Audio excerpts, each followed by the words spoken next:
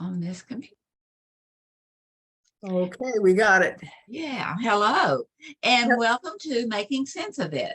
I am Mona Duncan, your moderator, and this program is our gift to you from the Glasser Institute for Choice Theory, where each week we have a certified member of the Glasser Institute to present something about his fantastic concepts and how they can make our life be so much more effective and peaceful.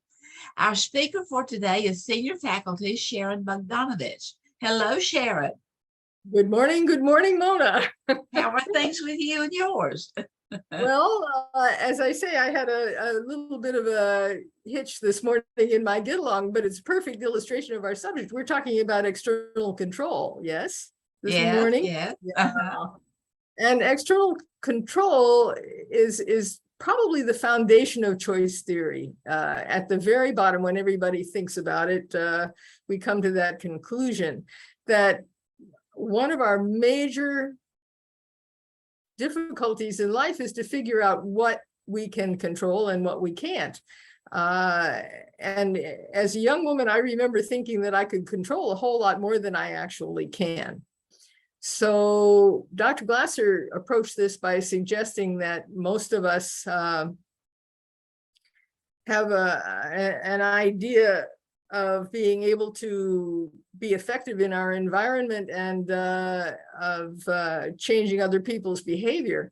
And you see this, obviously my own children tried to tantrum.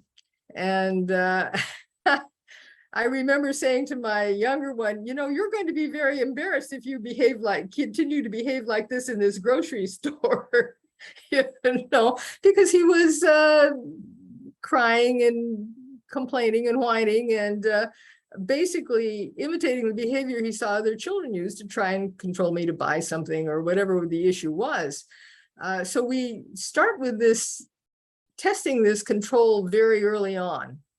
And we tend to accelerate our behaviors to match our frustration level. So he was frustrated. He wasn't getting what he wanted from me. So he accelerated his behavior, which is very typical of all of us who wish to get something that we can't actually create ourselves by having other people do it or by having the environment come forth with it without our doing anything to produce it. He, when you start reading, suggested that this behavior developed when man evolutionarily became aware that he could control his environment and developed more finely as the more socialized we became, because those animals, individuals that we became, wanted to control our society and control the actions of the people around us. And he provided us with a really good summary of what controlling behaviors are that we call now the deadly habits or the disconnecting habits. Who has a favorite disconnecting habit that they want to avoid? All of you are muted. You can certainly unmute and contribute. I'd like that a lot. Wendy, do you have a favorite disconnecting habit? Certainly complaining or griping about it doesn't make the environment conducive to change. What it usually does is put people off. Right. This person is a complainer, you know, we don't want to be around them because they make our lives miserable by spreading their misery everywhere. Blaming, complaining, criticizing, those were the three biggies, Bill said. He said, if you could get rid of CPC, criticizing, blaming, and complaining, just those three, even though there were 7 disconnecting habits, you could vastly improve your life, and not only your life, but the life of the people around you. So as we begin to learn about this concept, first of all, I started to be able to identify anybody who is criticizing And I'm sure that anyone who's read or studied or had any slight acquaintance with caring habits and with Glasser recognizes the non-caring habits, the disconnecting habits. And I found myself having to think clearly about how I was approaching any subject so that I was not criticizing in my own mind. And then, lo and behold, it came to the point where I started to realize that the criticism was in the eye of the beholder. It wasn't by my association, it was by the associations that people had with what I was saying that made such a huge difference in how I could manage my life. Steve, pardon me, this is the time to take the dog out here. So he's just picking her up and taking her out. She's almost a 2-year-old papillon. And this morning she presented me with the idea that I'm certainly not in control. In the night, she behaved very peculiarly. She started to growl and complain. And speaking of complaining, that's a dog's way of complaining. She didn't want to be coaxed to come to her usual sleeping place and so forth and so on. And I got up this morning and discovered that she had left me a present by the back door, a not very nice present. So I spent 15 or 20 minutes cleaning up after her and not paying attention to what day it was. And that's a good example of what you can't control. I can't control my dog's stomach or her bowel. And she was trying to tell me, interestingly enough, that something was wrong, and I was unable to pick up on that communication. So I think this also happens with us in more complex relationships where we're not talking about a mess by the back door, but we're talking about a mess in our life. And when we look at how that mess is proceeding, very often I have to go back and say, okay, how have I been communicating? Have I been unwittingly manifesting disconnecting habits? Have I been suggesting to a person in any way that I've criticized them, blamed them, or complained about them or to them about something, again, they may not have any control over? And this will really break up any nice progression you might have in a relationship. And much of this is not about other people criticizing, blaming, and complaining us, obviously. And Bill made that very, very clear. It's about us using criticizing, blaming, and complaining. But again, there's a first order of just being able to recognize it in your communication. And the second order is reading the response that you get to see whether or not somehow by bad luck or poor management or whatever it is, you've hit on something that doesn't sit well with that other person. And so you find yourself being controlling even when you didn't intend to be controlling. And this is a big deal. And Bill was very careful to extend this into almost everything that he did. Those of you who knew him know that he was very mild. He almost never raised his voice. He almost never actually confronted people with eye contact, which is very interesting because eye contact in animals can be considered threatening. And when he did role plays, you would notice him sitting there quietly and sort of put his head down or not looking at a person and listening very carefully to the tone and the content of what was happening. But he would never get up and say, you, never intrude on a person's, how can I put it,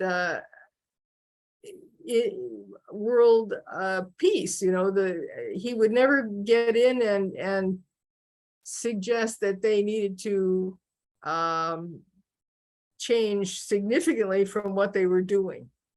Now, this didn't mean that he didn't think they should change. It just meant that he had to find the way to persuade them to take a look at what they were doing, similarly to how he was looking at what he was doing.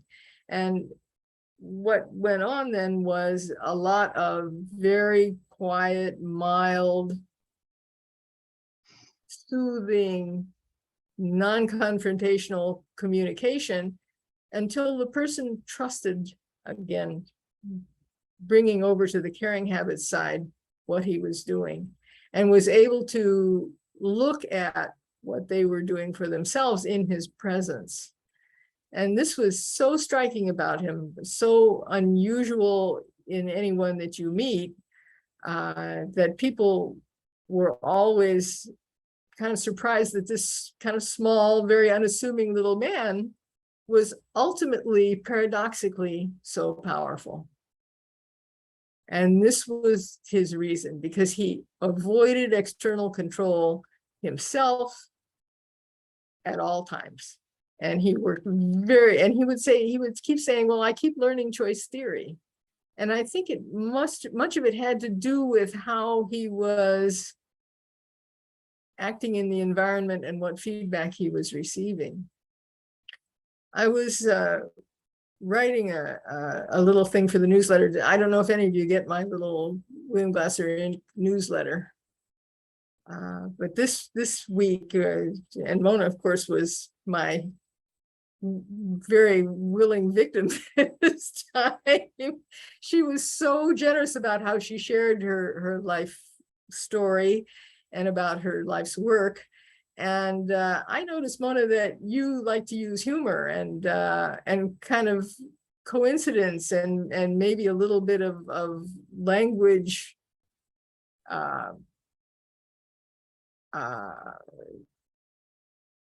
questions. I mean, you use language such as motoring along, for instance. That's a kind of a classic title for one of your handouts. And motoring along is referencing, of course, total behavior, but it isn't specific to total behavior. And motoring is something that's out there in the environment. People are, interested in cars and transportation and so forth and so on. So you took that and kind of teased people's attention over to what you were talking about in your little delightful handout. When I was writing for the little sort of editorial choice theory article this time, I chose quality education because Mona chose quality education. And we looked at this, and the thing that made ultimate sense to me was, look at what Bill did. He never directed anybody to do anything. He never said, you can do this or you can do that for me. He always asked if they would like to do it. He always encouraged them in terms of what they might do about whatever problem they were addressing. But what people went and did under his suggestion was absolutely amazing. The first example that I came up with was Juan Pablo Aljure. If any of you are familiar with him, he is in outside of Bogota, Colombia, and runs a school. Now, the family had owned that school. His mother had begun it, and she called it the Rochester School because they had come to Rochester in the early days, his mother and her friend, and looked at some educational activity that was going on in Rochester, New York at that time, and admired it, and went back to Columbia and started the school and called it the Rochester School because she took some of the philosophical ideas back. Now, Juan Pablo had, of course, been educated in Columbia and then came to Texas, not far from you, I think, Mona, and did his bachelor's. And not long after that, he went back to Columbia, and his mother was ill and passed away, and he wound up inheriting perhaps not the entire school, but at least the work of organizing the school. And when you speak to him, what he tells you is that he had picked up a copy of one of Dr. Glasser's, I think it was the Quality School book, and read it on the plane down to Columbia on his return from his studies. And when he finished studying the book, he said, well, I want to do this in my school, and proceeded to develop a school that's now acknowledged all over the world for its quality and for its sustainability. And so that was one quality project that Bill encouraged. And Juan Pablo came back and actually met with Bill and talked about quality schoolwork here in Los Angeles. And then he returned to Colombia to continue to express. Now, none of this was anything except, I believe, changing his paradigm, his thoughts from being in control of that school to manifesting a internal control environment for all concerned. When we went, he had designed the environment for the appropriate use of both faculty and students. The spaces were set up for sometimes desks, sometimes circles, sometimes simple conversations. And he went into very, very deeply the way you set up an architectural facility, the architecture facility to facilitate internal control and communication. The second one that I thought of that was really the first one that I ever did was Mitch Mitchell in South Africa, who proceeded to retire from an education. He had been a school principal, I believe, and I understand now is actually doing his doctoral work. And what he's doing is a project of a consultancy going all over South Africa, where obviously after apartheid, external control was, the dog came back. After apartheid was full of external control, and Nelson Mandela could not have eradicated external control from the entire society of South Africa. But Mitch started out to do as much encouragement as he could of internal control. And when that happened, he figured out that children couldn't read. They were taught reading, but they couldn't read. And so now his entire consultancy, his entire choice theory work is with teachers attempting to set up a learning environment for children to learn not only to read, but to comprehend what they're reading. And so that's another quality project based on the fact that nobody in choice theory is ever forced to do anything. We're all moving spontaneously and doing what we do. For me, of course, my little thing is to try and get everybody together. So I've been creating this little newsletter. And Mrs. Glasser's book business is dedicated to Bill's memory, basically, because we haven't had a new book to sell in there since he died. And what we do is market and try to encourage people to buy the original works that he has composed, and to spread the word from the original source so that everybody understands what choice theory is. But to me, the big thing, the most difficult thing to master and the most important part of choice theory was the foundation of internal control. What does that mean? It means we all are internally motivated. And what does that mean? To me, I started out my career as an obstetrical nurse. And when we develop inside our mother's womb, we have two organs that function before birth. One is the heartbeat, which of course there's a lot of going on in American news about when a heartbeat appears and what the significance is. But also at birth, the child has an intact nervous system to the level of the brain stem. And so the brain functions is already going at birth. And by the time we reach about 2, already the limbic system, the second area, is coming into focus. And that's when we're working on controlling our relationships and controlling our environment. And by the time we go to school at 6 or 7, this upper brain, this critical thinking is beginning to develop. So at the beginning of life, we are also internally controlled. We're internally controlled to eat, to cry, to laugh, to ultimately to communicate with one another by about age 2, and to start beginning our logical processes by about age 7.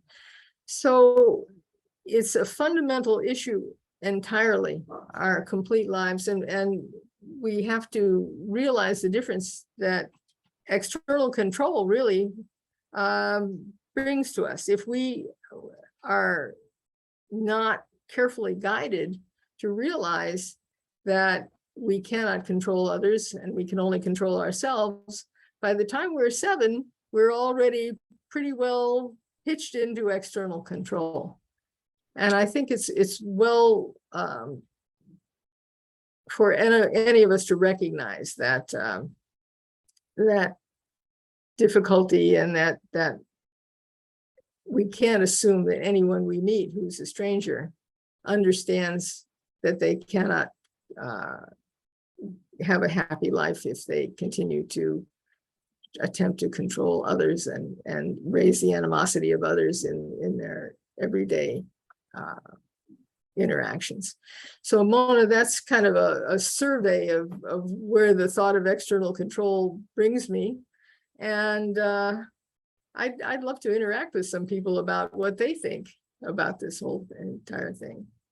Okay, well, we will. I want to ask a couple of questions for you to kind of, give a little bit more. So internal control, you really, I mean, you pointed out beautifully. You took a flashlight into and let us see what's going on in the developing embryo, and seeing how that we come into this world with that internal control to either to cry out or to, to something, to make noise so that we can get the help that we're not able to get initially. So anyway, control is influence or not? How does the influence come in there? Oh, so that's wow. Well, I think influence comes in there in the point that if you attempt to abandon disconnecting habits and attempt to establish a relationship where there are connecting strategies, supporting, trusting, etc., that person then begins to recognize that maybe what you have to say might be worthwhile. If you stay on the side of criticizing, blaming, and complaining, that person will almost always resist, because that's the other thing we're born with, is the desire to resist anything that isn't internally generated. Or comforting. Or comforting, right? Yeah. So if you can stay on the side of supporting and connecting, that person is much less likely to resist you, and therein you can exert some influence. Okay, so you say kind of step 1 is recognizing your use of that internal motivation, and then also to own it. We can begin to realize that, hey, when I do this, it makes a response, either positively or negatively. That's the first thing. And then the second thing is that when the person themselves not only responds to you, but eventually resonates with you. Now that's a kind of a modern concept, but I think it's something that Bill understood very well.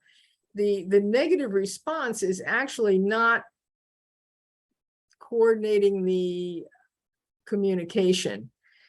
This is something that I have a little bit of trouble with actually here in this environment, where we aren't together and we aren't actually looking at our nonverbal cues, and we don't know basically the best cue we have for whether or not we're receiving a response here on Zoom is the tone of voice of your respondent. And if there's somebody else thinks there's a better one, I'd like to know. But this is one of the reasons why we seem to be getting farther and farther and farther apart the more we use computer communications, because what happens is we're unable to mirror the stimulus that we're getting from another person. So for instance, I'm trying to project a calming response or out here. But the question is, can I actually do that because my body language is truncated, my voice is truncated, and it's hard for me to determine what kind of response I'm getting from all these people I can see on my Zoom. If I can see that they're resonating with me, that they're understanding what I'm putting out, and they also are giving me calm signals, nonverbal as well as voice verbal, then I'm pretty sure that I might be able to influence them to think along the same line as me. And if they come up agreeing with me, that would be pretty good because that might mean I've exerted some influence. But the actual process of influencing is very, very fluid and very mobile. And it's based in internal control and based in the other person's internal control. Right. So that's, so the feedback that you're getting from them is based on their internal control. Yeah. That's a nice file you just gave me, Mona, you see. So I'm encouraged now to think that maybe I might be on the right track with explaining to you what I mean. Yes, definitely. Because you can begin to mirror yourself in the other person if it's positive. And if it's a negative, you're also mirroring the other person in you, but it's more of a disregard as opposed to an acceptance of. Yeah. Now, I think Bill was very aware of this, and he would allow people to mirror, for instance, or I'm sorry, allow people to explain or manifest all sorts of difficult behaviors, but he would not mirror. He would be very selective about what he would mirror. He would mirror the calm, he would mirror the polite, he would mirror the explanatory, the non-anxiety type of behaviors, even if the other person were well into their perception of or their memory of what was going on that was upsetting to them. So he was very careful about how he exerted his influence. And it was a lot having to do with the way he mirrored in his communications as a counselor. Yeah. Okay, well, you've given us a lot to think about and a lot of information. And I thank you so very much. What we're going to do is we're going to close out the airways to the public, and this will be available that you can go through the Glasser Institute and review it again and again. And then those of you that are here, we will just have some discussion with Shearon. So thank you very much for being here. And I'm going to close out, and good mental health to everyone. Thanks for being here.